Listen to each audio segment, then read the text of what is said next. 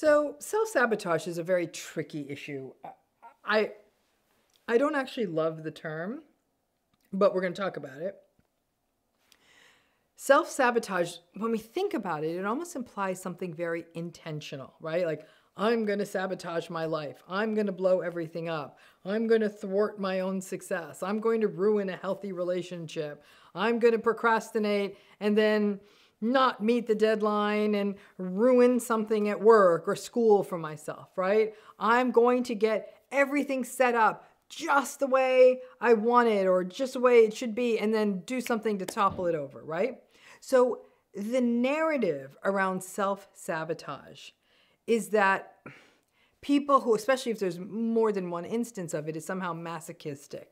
Someone who may not even deserve success or perhaps not be able to handle it.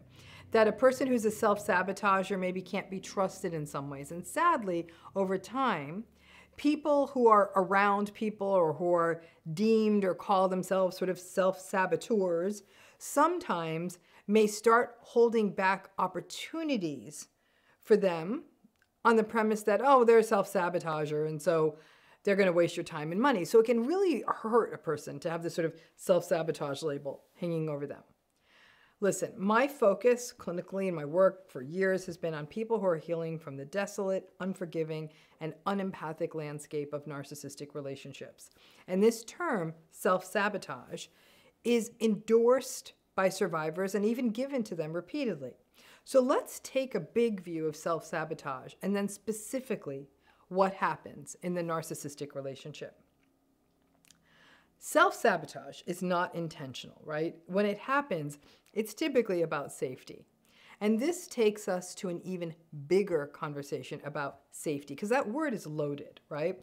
When we think safety, we're often made to think, or we go to thinking about physical safety, physical danger, that if a person isn't safe, that they are in a situation or circumstance or setting where something physically dangerous could happen to them or put their life at risk. Like, for example, living in a dangerous neighborhood or living in a dangerous place where something is structurally unsafe and could collapse or catch fire, or living in a place that's so dangerous that there's a risk of somebody would come in when you're walking on the street and engage in physical violence or assault you, or a partner or a parent who has a history of being physically violent or abusive and could assault you or had assaulted you in a way that causes physical harm or could even kill you.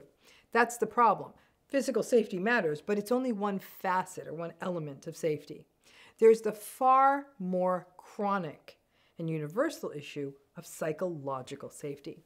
And there are two elements of that which can't be separated.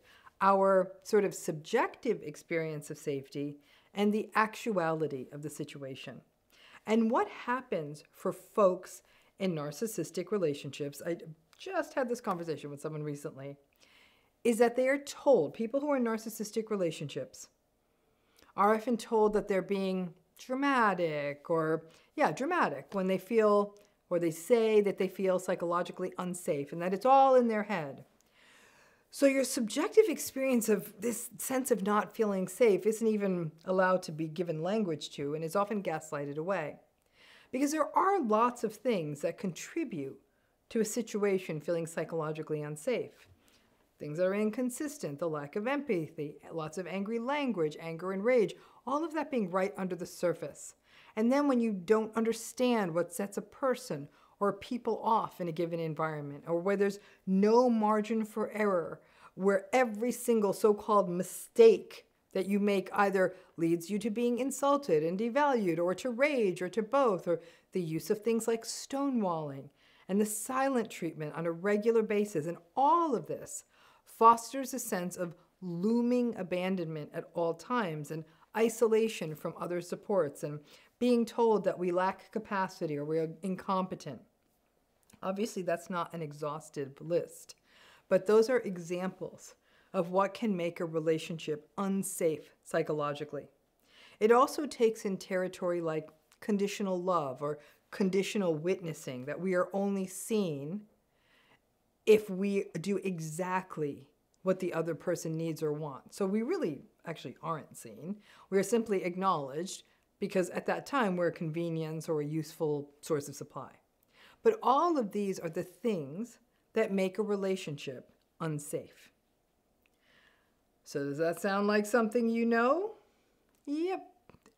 That lack of safety is every narcissistic relationship. Maybe not every single thing on that list was happening, but probably most. So by definition, because the narcissistic person does not attempt to attune to the other person unless it works for them, children and even other adults typically do not feel sort of fully safe in these relationships, even if that's not the language that comes to you first. When you think about it, it's like you never quite feel settled. So now let's loop back to self-sabotage. Most people who have done the deep dive into self-sabotage for themselves, if you really reflect on it, it is actually a form of self-protection, and it has very deep roots. Again, that term is so confusing because it has this implication of being intentional, right? I'm going to sabotage myself. But the self-protection is actually the driver of this rather involuntary process of self-sabotage, which is the outcome. So it was never about sabotaging ourselves or willfully wrecking our lives. It was always about protecting ourselves. So that begs the question, exactly what are we protecting ourselves from in narcissistic relationships? A few things. One thing we're protecting ourselves is avoiding the sense of competition, or even the smell of a competition with a narcissistic parent, because we know it will make them angry or result in them behaving strangely around us. Believe it or not, even your little bits of childhood success pinged your narcissistic parents' insecurity, and they'd have to bring you back down. And somehow as a kid, you inherently knew it.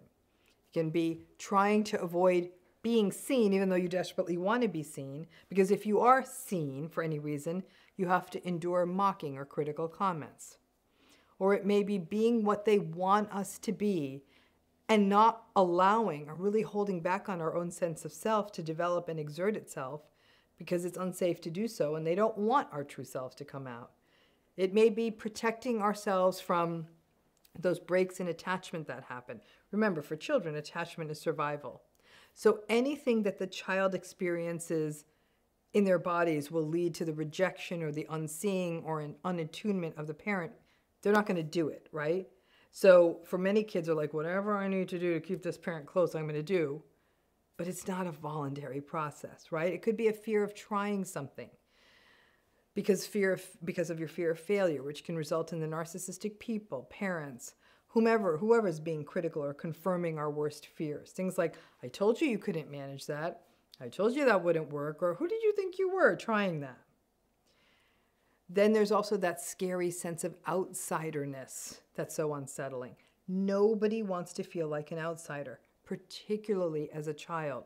So we do anything we can to offset that sensation, and that sometimes often means conforming to what a group wants us to be, or not excelling, or even doing whatever we can so we're not squeezed out of the pack, which in most cases is a family or a friend group.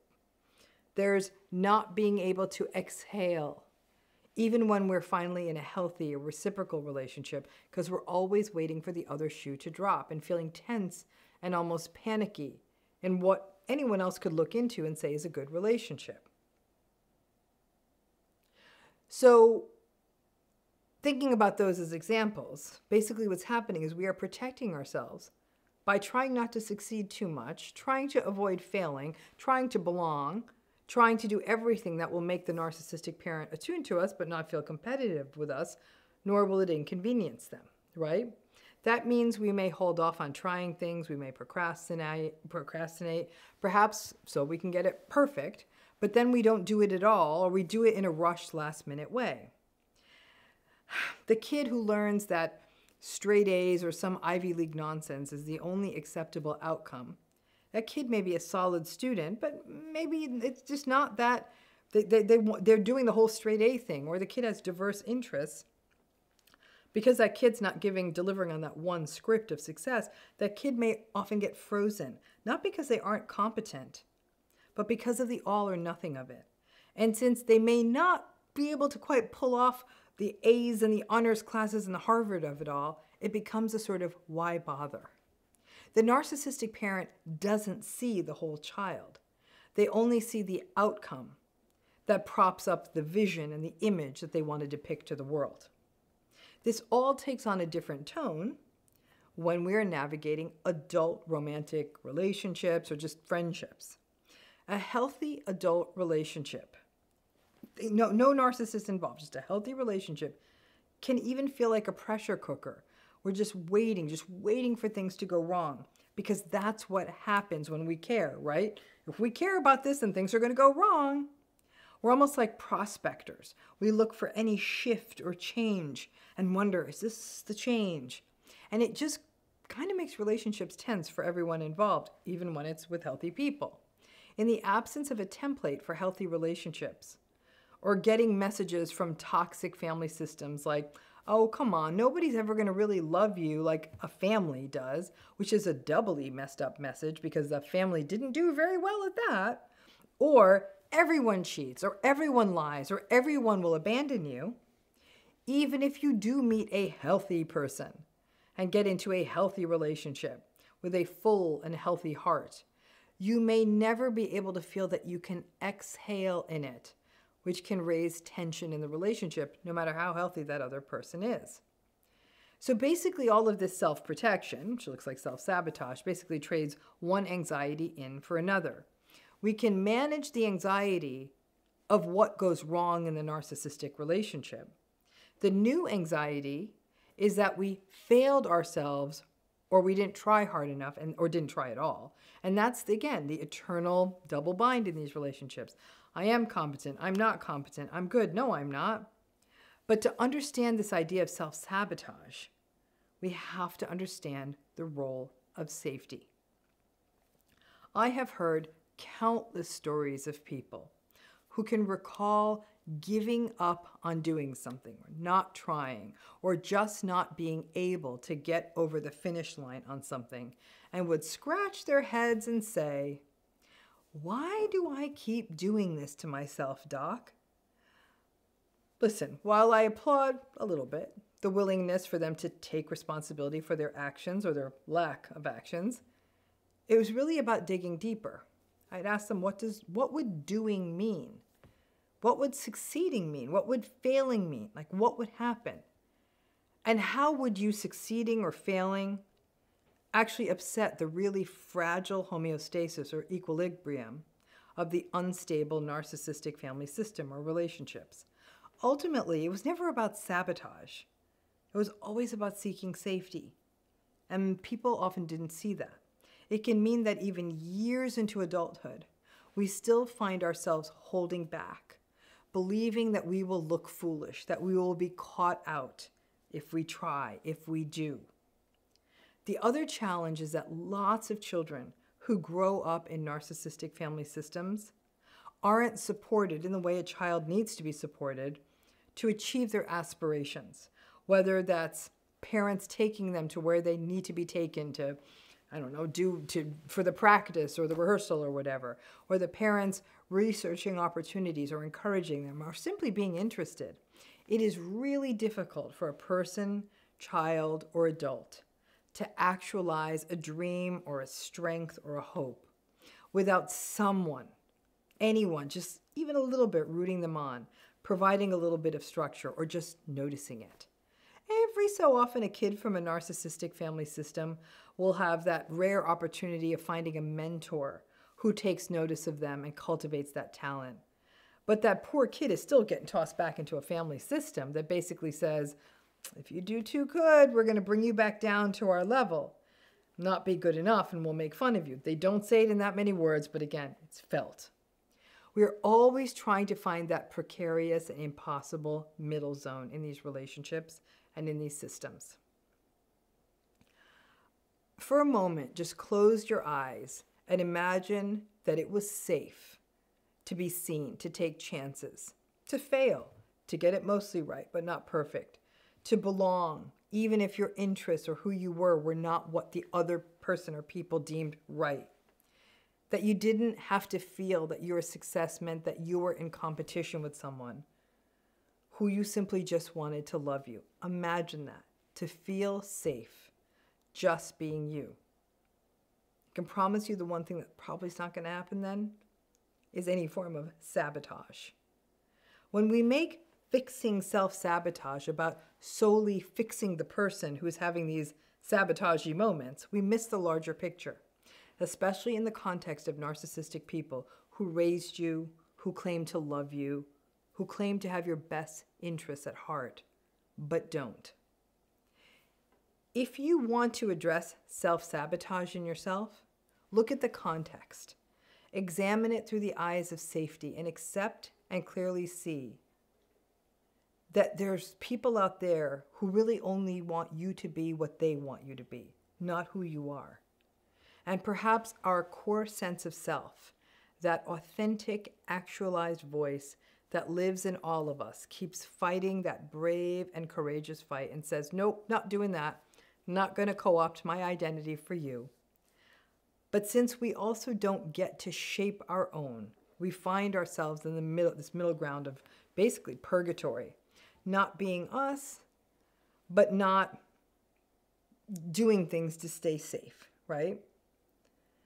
Context matters, and I say this as the girl with the purple dress who still struggles to put it on and still shoots opportunities down because I'm scared of being seen. For many of us, getting up and even trying is an act of resistance. And remember some of this, and I'm sure some of you were even thinking this, falls under sort of a fawn response. None of this is voluntary, right?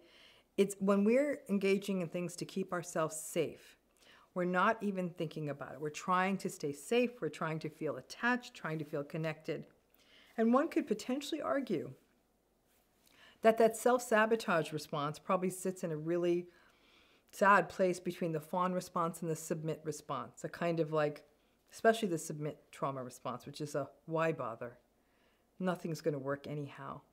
And that safety response is what allows you to continue to fit in, especially into that family system.